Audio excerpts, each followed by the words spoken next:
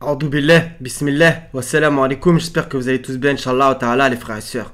Donc aujourd'hui, ça va être les imams et la nourriture, puisque justement Ismaël Mounir et Boussena en ont parlé, donc ça va nous permettre de faire un rappel coranique et de parler de certaines choses. Donc les imams principalement, voilà leur régime, du Bukhari matin, midi et soir, au petit-déj, à 4 heures, quand vous voulez. D'accord, donc on va voir justement une escroquerie hadithique. Donc ça c'est Bukhari tome 1, qu'on me dise pas blablabla, d'accord, tome 1, donc la première page avec tous les hadiths, regardez là-haut il y a écrit quoi? La basmala, donc le culot de faire croire que ça vient de Dieu, d'accord. Donc voilà, donc il mange du Bukhari matin, midi et soir, donc vu qu'il faut rentrer dans les toilettes par tel et tel pied, je sais pas si ça donne mal au ventre. Je vous fais pas un dessin. Et qu'il faut manger de la main droite parce que la gauche, bien entendu, ne sert à rien. D'accord. Donc, on va commencer. Donc, Ismaël Mounir, le 8 septembre 2020, comment j'ai perdu 30 kilos en 6 mois. On continue le 9 septembre, donc le lendemain, j'ai décidé de maigrir de Boussena. Donc, c'est quand même étonnant. Donc, il y en a qui vont croire au hasard. Donc, voilà. Donc, il y a un truc, je sais pas. Donc, vous pensez maigrir avec du Bukhari alors que plus ou moins, justement, il vous engraisse, quoi. D'accord, il vous engraisse, comme des oies. Donc voilà, donc ces imams ne font que s'emplir le ventre de feu, vu qu'on parle de ventre, en vendant à vil prix la parole du Seigneur, bien qu'en vrai, ils n'en parlent pas du tout, ou très peu, et eux, ils ont un régime boukharien. D'accord, donc il y a deux bienfaits dont beaucoup ne connaissent la valeur, la santé et le fait d'avoir du temps libre. Soi-disant un hadith. Donc la santé, bah oui, bien entendu, c'est important, mais c'est Allah qui donne la vie et la mort. Donc bon, ça paraît étonnant que soi-disant le prophète aurait dit ça. Et le fait d'avoir du temps libre, bah ouais, mais encore une fois, c'est anti-coranique. Et tu as dans la journée à vaquer à de longues occupations. Donc bon, il y en a franchement marre de leurs conneries. Donc ces gens-là, ils s'engraissent sur le dos de la prétendue communauté musulmane toute l'année. Fils Abilillah fait un don pour la mosquée, etc. Donc bon... Ils mangent de l'usure et de l'intérêt sans cesse, voilà, en demandant des thunes. Ils ne mangent pas et ne boivent pas la parole de Dieu, d'accord. C'est une parabole, qu'on se comprenne. Donc il y a un énorme problème. Donc il y a énormément de versets, hein, franchement, donc rien qu'avec manger et buvez. Donc par exemple le 287, avec le siem, etc. Il y en a énormément, d'accord. Le 731 sera très important. Donc cette prétendue communauté musulmane, cette Oumma, bref, j'ai pas envie d'être trop méchant, voilà, qui ne pense justement que pendant le prétendu Ramadan à bouffer, on va pas se mentir, on va pas faire les menteurs et les hypocrites, voilà. Si vous habitez dans des endroits où il y a des boucheries, on va dire musulmanes, et je sais pas moi, comment ça s'appelle, des boutiques de pâtisserie, etc. Là. Vous voyez la file qu'il y a pendant le ramadan, c'est incroyable. Donc 30 balles dans les gâteaux, 50 balles dans la viande hachée, etc. D'accord. Ne me dites pas que c'est pas vrai, ça se blinde le bide, d'accord. Donc encore une fois, selon vos hadiths, Mohamed, lui, ne faisait pas ça. Bref, vous savez très bien que la majorité le fait. Hélas, il y en a qui vont me dire oui, mais moi, pendant le ramadan, je bois un verre de lait et je mange deux dattes. Ouais, mais excuse-moi, mais c'est pas la majorité, ça. Bien au contraire. Sans parler justement des pâtisseries, des boulangeries, etc. qui augmentent les prix durant le ramadan. Ah bah c'est beau la piété. Ah oui, c'est très très beau. Donc 731. A'udhu billahi minash shaitanir rajim, bismillah. Ô enfants d'Adam, dans chaque lieu de salade, portez votre parure. Et mangez et buvez et ne commettez pas d'excès, car il n'aime pas ceux qui commettent des excès. D'accord. Donc est-ce que, je vous pose la question, le verset se sépare en deux, ou alors il y a un lien entre la salade et la nourriture? Moi, je pense qu'il y a un lien évident entre la salade et la nourriture, parce que le verset 32, on va le voir après. Il faut que je le trouve, comme ça, on va pas se perdre. Dit qui a interdit la parure d'Allah qu'il a produite pour ses serviteurs, ainsi que les bonnes nourritures. Vous voyez? Dit, elles sont destinées à ceux qui ont la foi dans cette vie et exclusivement à eux au jour de la résurrection. Ainsi exposons-nous clairement les versets pour les gens qui savent. D'accord? Donc, c'est très intéressant. Donc, manger et buvez, ça revient très très souvent. D'accord? 52-19, en récompense de ce que vous faisiez, mangez et buvez en toute sérénité, donc à propos des jardins, etc. etc. Donc c'est très important. Donc bien entendu, au paradis, dans les jardins, voilà, il y a de la bonne nourriture, et on va voir en enfer, c'est l'inverse. Donc, 2.35 à propos de l'arbre, et nous dîmes, ô Adam, habite le paradis, toi et ton épouse, et nourrissez-vous-en de partout à votre guise, d'accord? Mais n'approchez pas de l'arbre que voici, sinon vous seriez du nombre des injustes, d'accord? Pareil, dans le 7.19, donc c'est très important à propos de, voilà, ils ont, comme c'est dit traditionnellement, croqué dans la pomme. Le fruit n'est pas important, c'est plutôt la parabole qui l'est, d'accord? Donc, on va aussi voir justement l'arbre de Zakoum juste après. D'accord? Donc, il y a énormément de versets, je ne peux pas tous vous les réciter. Faites aussi votre recherche. Donc, avec le mot nourriture, il y en a plein. D'accord? Donc, on va dans la sourate 69, versets 30 à 37. Saisissez-le, puis mettez-lui un carcan. Ensuite, brûlez-le dans la fournaise. Puis liez-le avec une chaîne de 70 coudées, car il ne croyait pas en Allah, le très grand. Et n'incitez pas à nourrir le pauvre. Là aussi, il y a un rapport avec la nourriture, mais à donner, la charité. Il n'a pour lui ici aujourd'hui point d'amis chaleureux, ni d'autre nourriture que du pu, que seuls les fautifs mangeront. Voilà, la nourriture du pu. Donc moi, j'ai envie de leur dire que vous inquiétez pas, hein, en enfer, les gens ils vont fondre. Hein. Donc il n'y aura pas de problème de surpoids. Comprendront ceux qui pourront. Ni d'autre nourriture que du pu, d'accord? Donc là aussi, je pense que personne n'a envie d'en bouffer. Hein. Donc 37, 62, 74. Est-ce que ceci est meilleur comme séjour ou l'arbre de Zakoum? Nous l'avons assigné en épreuve aux injustes. C'est un arbre qui sort du fond de la fournaise. Ses fruits sont comme des têtes de diable. Donc là aussi, voilà. Hein. Ils doivent certainement en manger et ils doivent s'en remplir le ventre. Ensuite, ils auront par-dessus une mixture d'eau bouillante. Puis leur retour sera vers la fournaise. Donc là, c'est très important de comprendre justement la nourriture et la boisson très mauvaises. Hein. C'est qu'ils ont trouvé leurs ancêtres dans l'égarement. Tiens, la Sunatu al-Awwalin. Et les voilà courant sur leurs traces. Ah. En effet, avant eux, la plupart des anciens se sont égarés. C'est quand même très mauvais signe. Et nous avions certes envoyé parmi eux des avertisseurs. Regarde donc ce qu'il est advenu de ceux qui ont été avertis. Exception faite des élus parmi les serviteurs d'Allah. D'accord? Donc la sourate 5, versets 3 à 5, il y a énormément d'enseignements, on va dire de loi aussi, de la part du Seigneur, avec ce qui est permis et pas permis, etc. Donc je vous invite à le lire. On va pas parler du halal, hein, c'est pas vraiment le sujet, c'est plus un rappel général sur la nourriture, d'accord? Puisque le prétendu halal qu'on nous vend, on sait très bien qui le détient, d'accord? Bref, 6, 118, 121. Mangez donc de ce sur quoi on a prononcé le nom d'Allah si vous êtes croyants en ces versets. Donc là, on a bien le lien entre la nourriture, prononcer le nom d'Allah et les versets, les ayats, etc., les signes. D'accord? Donc c'est ultra important. Donc, le Coran, bien entendu. Qu'avez-vous à ne pas manger de ce sur quoi le nom d'Allah a été prononcé? Ça rappelle justement ce qu'ils font. Eux, c'est toujours Mohammed a dit, fait penser. Donc, eux, c'est Bismi Bukhari. Ok? Fisabil Bukhari, Fisabil Euro, tout ce que vous voulez. Fisabil viande hachée. Donc, alors qu'il vous a détaillé ce qu'il vous a interdit, à moins que vous ne soyez contraints d'y recourir, beaucoup de gens égarent sans savoir par leur passion. C'est ton Seigneur qui connaît le mieux les transgresseurs. Évitez le péché apparent ou caché. Ceux qui acquièrent le péché seront rétribués selon ce qu'ils ont commis. Écoutez bien, et ne mangez pas de ce sur quoi le nom d'Allah n'a pas été prononcé.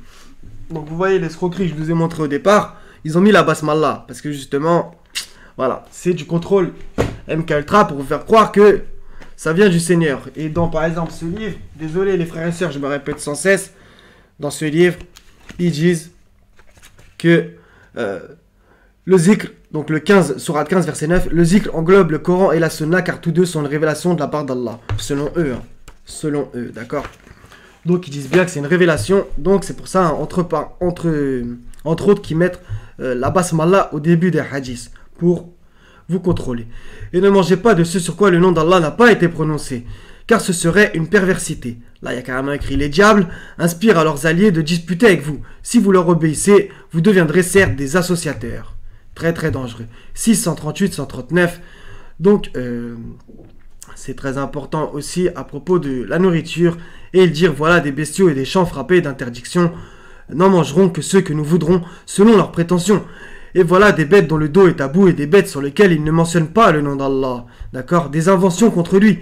Il les rétribuera pour ceux qu'ils inventaient comme mensonges, etc. 139 aussi est intéressant.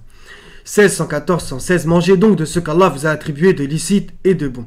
Et soyez reconnaissants pour les bienfaits d'Allah, si c'est lui que vous adorez. Il vous a en effet interdit la bête morte, le sang, la chair de porc, et la bête sur laquelle un autre nom que celui d'Allah a été invoqué. D'accord? Donc ça aussi, c'est une nourriture. Hein. C'est une nourriture aussi. Entre guillemets spirituelle, bien que pour moi, il y a rien de spirituel là-dedans, mais vous m'avez compris. Mais quiconque en mange sous contrainte, donc si tu manges du bokhari sous contrainte, et n'est ni rebelle ni transgresseur, alors Allah est pardonneur et miséricordieux. Et ne dites pas conformément au mensonge proféré par vos langues, ceci est illicite et cela est illicite. Cette petite phrase, c'est ce qu'ils font sans cesse. La musique, illicite. Les femmes, pas droit de s'épiler les sourcils. Voilà ce qu'ils font. C'est haram, c'est haram, c'est haram. Et par contre, votre bouffe, elle est prétendument halal. D'accord. Pour forger le mensonge contre Allah. Vous voyez, hein. Certes, ceux qui forgent le mensonge contre Allah ne réussiront pas. D'accord. 22, 33 à 37, c'est très intéressant à propos de l'immolation, etc. Même si je pense qu'il y a des énormes problèmes de traduction. Donc je vais m'abstenir d'interpréter. Il y a bien écrit le rite sacrificiel, prononcer le nom d'Allah sur la bête de cheptel, etc., etc. Le verset 37 aussi est très important à comprendre, d'accord?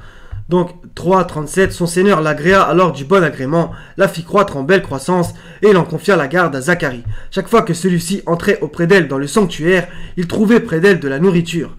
Il dit, ô Marie, d'où te vient cette nourriture? Elle dit, cela me vient d'Allah. Il donne certes la nourriture à qui il veut, sans compter. D'accord? Donc moi je pense clairement que la nourriture que recevait Marie, ce n'est pas des tomates, quoi, vous voyez? Donc bien entendu, Dieu il nourrit tout le monde, ok, de toutes les sortes. Mais je pense que c'était bien plus de la nourriture spirituelle, d'accord? Comme un peu dans la 66-12, voilà, que Marie justement déclara véridique les paroles de son Seigneur, etc. Elle fut parmi les dévoués, d'accord? Donc je pense bien entendu que la nourriture qu'elle a reçue, c'est la nourriture spirituelle. Après, il y a plusieurs degrés de compréhension et d'interprétation, il n'y a pas de problème. De même que pour la table servie qu'a reçue Jésus avec ses apôtres, moi je pense bien entendu que c'est pas de la nourriture, d'accord? C'est pas de la nourriture qu'on mange. C'est bien entendu de la spiritualité, la parole, vous voyez. Moi c'est comme ça que je l'interprète. Après les deux sens peuvent être acceptables, mais je pense que le sens de comprendre que la nourriture c'est la parole du Seigneur, c'est bien plus profond, on va pas se mentir. Justement, ça me rappelle un verset. Frères et sœurs, il y a énormément de versets paraboliques avec la nourriture, ou alors vraiment matériel, etc. Il y en a énormément. Hein. 275, ceux qui mangent de l'intérêt usuraire, il y a bien écrit ceux qui mangent, ne se tiennent que comme se tient celui que le toucher de Satan a bouleversé. Vous imaginez, hein? Cela parce qu'ils disent le commerce est tout à fait comme l'intérêt, alors qu'Allah a rendu licite le commerce et illicite l'intérêt, etc. Lisez la fin si vous avez envie, d'accord? Donc demandez-vous si demander des dons, etc., justement, qui vont sûrement sur un compte bancaire, etc., etc., bah, les crédits, etc.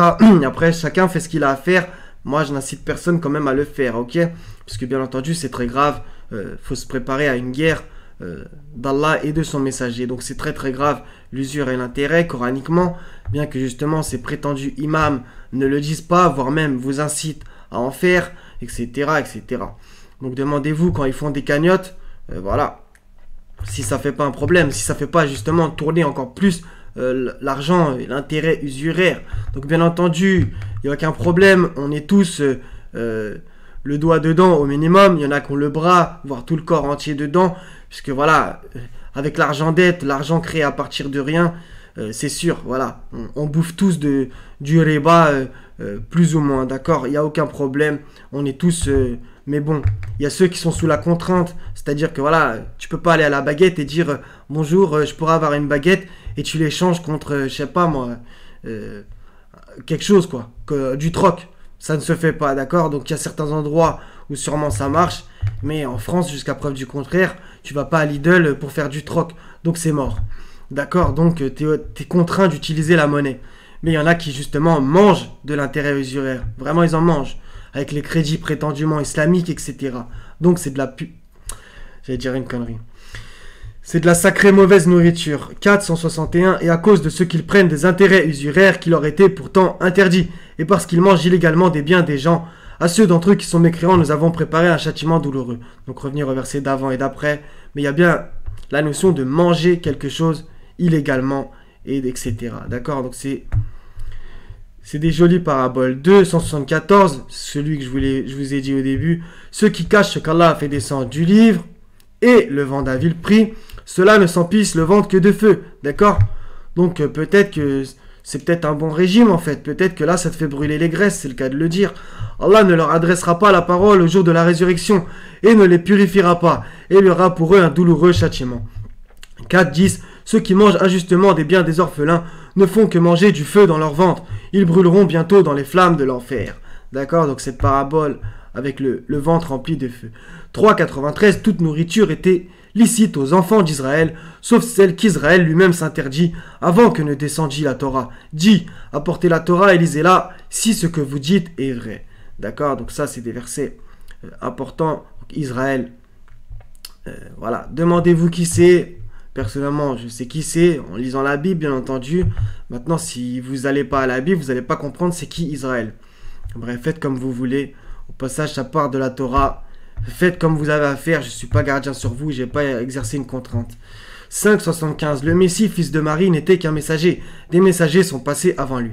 Et sa mère était une véridique, et tous deux consommaient de la nourriture. Ça veut dire quoi, ça aussi? Vois comment nous leur expliquons les preuves, et puis vois comment ils se détournent. D'accord? Donc les deux sens sont, je pense, acceptables. Peut-être que vous en avez d'autres d'ailleurs, bismillah, si vous en avez des meilleurs. Ils consommaient de la nourriture. Bah oui, bien entendu, ils mangeaient.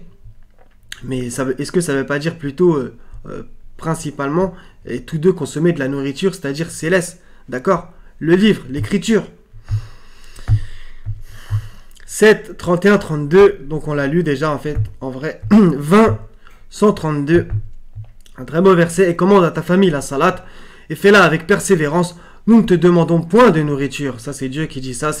C'est très beau. C'est à nous de te nourrir. Vous voyez? La bonne fin est réservée à la piété. Donc, bien entendu, c'est Allah qui accorde la subsistance. Et si on mange du pain, vraiment du pain, c'est Dieu qui nous le donne, qu'on se comprenne. Maintenant, le pain, c'est aussi l'écriture. D'accord? C'est de ça qu'on se nourrit, qu'on a réellement besoin. Donc, 21.8. Le 7 est très important, et nous n'en avons pas fait des corps qui ne consommaient pas de nourriture, et ils n'étaient pas éternels, d'accord? Donc voilà. Donc demandez-vous là aussi, ça veut dire quoi? On va terminer par Matthieu 15, 1 à 10, 1 à 11. C'est très beau aussi. Alors des pharisiens et des scribes vinrent de Jérusalem auprès de Jésus et dirent, pourquoi tes disciples transgressent-ils la tradition des anciens? Tiens. La sunnatu el-awalin.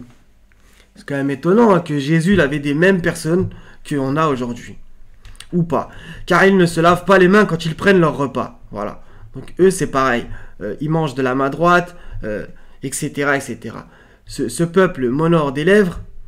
Oh bah c'est incroyable. J'allais le dire tout seul et en fait, il est déjà dans ce passage, donc je vais le dire après.